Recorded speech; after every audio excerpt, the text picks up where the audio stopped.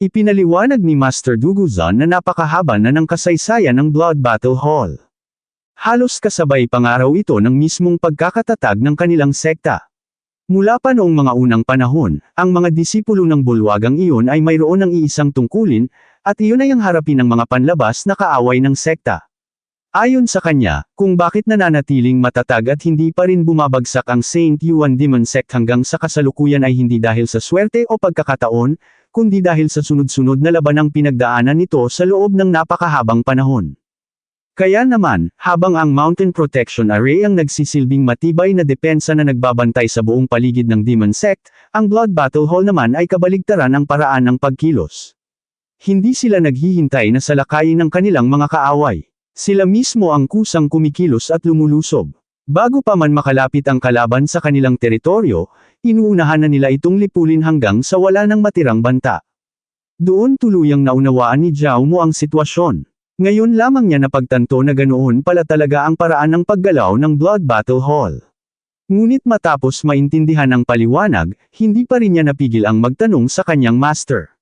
Nag-aalangan ngunit puno ng kuryosidad niyang tinanong kung ang mga Demon Sect ba ay talagang angkop sa ganoong maalab, direkta, at agresibong paraan ng pagkilos. Pagkarinig sa tanong ni Zhao Mo ay natawa si Duguzan. Kitang-kita niyang marahil ay may sariling imahe si Zhao Mo tungkol sa Demon Sect. Malamang ay iniisip nito na ang mga tao sa Demon Sect ay pawang tuso, mapanlinlang, at handang gumamit ng anumang maruming paraan basta lamang makamit ang tagumpay. Bahagyang pinagpawisan si Zhao Mo habang alang-inang nagsasalita. Medyo nahihiyang ngunit direkta niyang itinanong kung hindi ba talaga ganoon ang katotohanan. Idinagdag pa niya na tutal, siya mismo ay dinukot lamang papunta rito ng isang outer disciple ng Saint Yuan Demon Sect, kaya mahirap para sa kanya na magkaroon ng ibang impresyon. Napaisip sandali si Duguzan matapos marinig iyon. Pagkatapos ng maikling katahimikan ay sinabi niyang sa totoo lang, halos ganoon din naman talaga ang tingin ng buong mundo sa kanilang Saint Yuan Demon Sect. Hindi niya ito tahasang itinanggi. Ipinaliwanag niyang isa sa mga dahilan nito ay ang napakatagal na nilang paninirahan sa loob ng Myriad Demon Forest. Dahil bihira silang makisalamuha sa ibang cultivation forces, lalo lamang lumalim ang maling pagtingin ng iba sa kanila. Sa katunayan, sinabi pa niya na maging ang demon race at human race ay hindi kailanman tunay na nakaunawa sa mabuting layunin na taglay ng Saint Yuan Patriarch noong itinatag nito ang sekta. Dahil sa narinig ay napaisip ng husto si Zhao Mo. May bahagyang pagtataka sa kanyang mukha nang muli siyang magtanong. Huwag daw bang sabihin na may espesyal na dahilan kung bakit pinili ng Saint Yuan Patriarch na itayo ang Saint Yuan Demon Sect sa mismong lugar na iyon? Ngunit bago pa man makapagpatuloy ang usapan, biglang pinutol iyon ni Duguzan. Maikli ngunit direkta nitong sinabi na nakarating na sila sa kanilang pupuntahan. Agad silang pumasok sa loob ng Blood Battle Hall. Pagpasok pa lamang ay sinalubong na sila ng masiglang tanawin. Maraming tao ang abala sa pagsasanay. Ang bawat galaw, bawat pag-atake, at bawat pagpapakita ng lakas ay ginagawa ng buong puwersa at walang anumang pag-aatubili. Agad itong napansin ni Zhao Mo. Sa simpleng pagmamasid pa lamang ay malinaw niyang naramdaman na ang bawat taong naruroon ay nagtataglay ng nakakagimbal na presensya. Ang aura ng mga disipulo roon ay mabigat, matalim, at punong-puno ng diwa ng pakikipaglaban. Tunay ngang karapat-dapat silang tawaging Blood Battle Hall, isang lugar na nakatuon lamang sa tunay na labanan. Habang abala si Zhao Mo sa pagmamasid sa paligid, bigla namang may dumating na dalawang tao na agad pumukaw sa kanyang pansin. Ang dalawang iyon ay sina Xing Zaiyu at Xiao Wugi. Paglapit ng dalawa ay magalang silang bumati sa kanilang master. Hindi nagtagal ay agad silang ipinakilala ni Duguzan kay Zhao Mo. Sinabi niyang ang isa ay ang kanyang elder senior brother na si Xiao Wugi, na may hawak ng ika-9 na pwesto sa Heavenly Genius Ranking. Ang isa naman ay ang kanyang second senior sister na si Xing Zaiyu.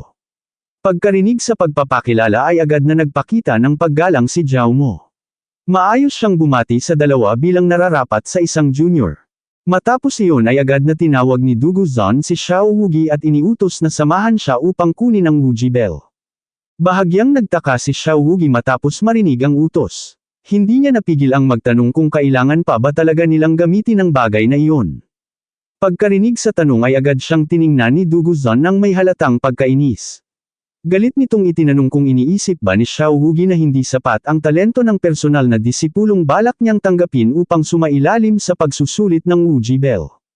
Sa isang iglap ay agad na pinagpawisan si Xiao Wugi. Halatang nataman siya sa naging reaksyon ng kanyang master. Mabilis siyang umiling at nagmadaling tumanggi. Hindi po, mabilis niyang sagot. Kasunod noon ay sinabi niyang kukunin niya kaagad ang Wuji Bell. Ngunit bago pa siya tuluyang umalis kasama si Duguzon, hindi niya napigil ang mapasinghap at sumulyap kay Zhao Mu nang may bahagyang inis sa kanyang mga mata. Pagkaalis ng dalawa ay napakamot na lamang sa kanyang pisngi si Zhao Mu. Naguguluhan niyang itinanong kung mayroon ba siyang nagawang kasalanan kay senior brother Xiao Wugi. Agad naman siyang pinakalma ni Xing Zaiyo. Sinabi nitong huwag na niya iyong dibdibin dahil ganoon lang talaga ang ugali ni senior brother Xiao Wugi. Pagkatapos sabihin iyon ay agad niyang niyakap ang braso ni Zhao Mu. Sinabi ni Xing Zaiyo na narinig daw niya na taglay ni Zhao Mu ang pure yang body. Hindi pa sapat doon ang kanyang ginawa. Pabulong pa niya yung sinabi na para bang may malalim na lihim silang pinag-uusapan. Dahil sa sobrang lapit ng kanyang tinig at sa paraan ng kanyang pagsasalita, agad na namula ang pisngi ni Zhao Mu. Pagkatapos noon ay diretso pa siyang nagtanong. Sa bagay na iyon, sobrang mahusay daw ba talaga si Zhao Mu? Sa sandaling marinig ang tanong ay agad na paatras si Zhao Mu dahil sa matinding hiya. Halatang hindi niya inaasahan na ganoon kabilis magiging walang preno ang usapan. Hindi niya napigil ang sabihan ng kanyang senior sister na kakakilala pa lamang nila, ngunit napakapribado na agad ng tanong nito. Lalo namang natuwa si Xing Zaiyo sa naging reaksyon ni Zhao Mu. Para sa kanya ay sadyang napakatuwa nitong paglaruan. May ngiti sa kanyang mukha habang sinasabi niyang gusto lamang naman ni senior sister na maranasan ang pakiramdam ng pure yang body ni Zhao Mu. Sayang nga lang daw at mayroon na siyang asawa. Kung tutuusin ay nahuli lamang daw si Zhao Mu ng ilang hakbang sa pagdating. Dahil sa narinig ay wala nang nagawa si Zhao Mu kundi mapalunok sa hiya. Ngunit matapos ang ilang sandali ay bigla naman siyang napangiti. Dahan-dahan siyang lumapit kay senior sister Xing Zaiyo at tiningnan ito ng mabuti. Sinabi niyang mukha pa naman itong napakabata at puno ng sigla, ngunit maaga na pala itong nag-asawa. Bahagyang nahiya si Xing Zaiyo nang sumagot. Sinabi niyang 200 taon na raw ang kanyang edad. At hindi lamang daw minsan siyang nag-asawa. Hindi lamang higit sa isang beses. Kundi maraming beses pa. Sayang nga lang daw at malas siya pagdating sa mga asawa. Ang lahat ng kanyang naging asawa ay maikli ang buhay. Kapag ikinukwento raw niya iyon sa ibang tao, pakiramdam niya ay para siyang isang matandang babae na puno ng mapapait na karanasan. Ngunit sa kabila ng lahat ng iyon, hanggang ngayon ay hindi pa rin daw niya tunay na nararanasan ang sukdulang kaligayahan ng mundo. Pagkarinig niyon ay muling napaatras si Zhao Mu. Maging ang kanyang noo ay bahagyang pinagpawisan dahil sa kaba at takot. Siyam na sunod-sunod na asawa pala ang namatay nito. Sa kanyang isip ay mabilis na nabuo ang isang nakakatakot na conclusion. Ang babaeng nasa kanyang harapan ay marahil isang halimaw na Black Widow. Ngunit bago pa tuluyang lumayo ang kanyang imahinasyon ay bigla siyang hinayla ni Xing Zaiyo. Idinikit nito ang sariling mukha sa kanyang dibdib at sinabihan siyang huwag mahiya dahil banibiro lamang naman siya nito. Nakangiti nitong sinabi na 27 pa lamang siya. Isa pa rin daw siyang inosenteng dalaga. Pilit na lamang napangiti si Zhao Mu matapos marinig iyon. Sa loob-loob niya ay hindi niya mapigil ang isipin kung mayroon nga bang kahit isang salitang totoo sa mga lumalabas sa bibig ni senior sister Xing Zaiyo. Ngunit hindi na nagtagal ang kanilang usapan. Biglang dumating sina Duguzon at Xiao Wugi habang daladala ang isang malaking kampanang naglalabas ng maliwanag na sinag. Agad na nilapitan ni Duguzon si Xing Zaiyo at pinagsabihan itong tigilan na ang pang-aasar at pagbibiro kay Zhao Mu. Agad naman itong sumang-ayon na para bang wala siyang ginawang kahit anong problema. Samantala, nang makita ni Zhao Mu ang napakalaking kampana ay hindi niya napigil ang mapatingin dito ng may pagtataka. Mabilis siyang nagtanong kung ano ba talaga ang gamit ng Wuji Bell. Ipinaliwanag ni Duguzon na ang Wuji Bell ay isang trophyong nakuha nila noon matapos ang isang matinding labanan sa loob ng isang sinaunang secret realm. Bagaman matagal nang nasira ang artifact na iyon, taglay pa rin ito ang kapangyarihan ng isang second-grade artifact. Kahit hindi na raw ito magamit ngayon sa aktwal na pakikipaglaban, mayroon pa rin itong natitirang kakaibang kakayahan. Kaya nitong sukatin ang potensyal ng isang cultivator. Pagkatapos sabihin iyon ay ipinaliwanag ni Duguzan na nais muna niyang makita ang kondisyon ng talento at pundasyon ni Zhao Mo. Kapag nasuri na niya ang mga iyon saka lamang siya magpapasya kung ituturo ba niya rito ang War Heaven Battle Earth Technique. Agad na naunawaan ni Zhao Mo ang ibig sabihin ng kanyang master. Wala na siyang karagdagang tanong. Hindi nagtagal ay iniutos ni Duguzan na gamitin niya ang kanyang buong lakas at direktang atakihin ang Wuji Bell. Agad namang naghanda si Zhao Mo. Mabilis niyang inipon ang malagintong enerhiya sa kanyang kamao. Unti-unting nagsiksikan ang kapangyarihan sa kanyang kamao habang lalong lumalakas ang aurang lumalabas sa kanyang katawan.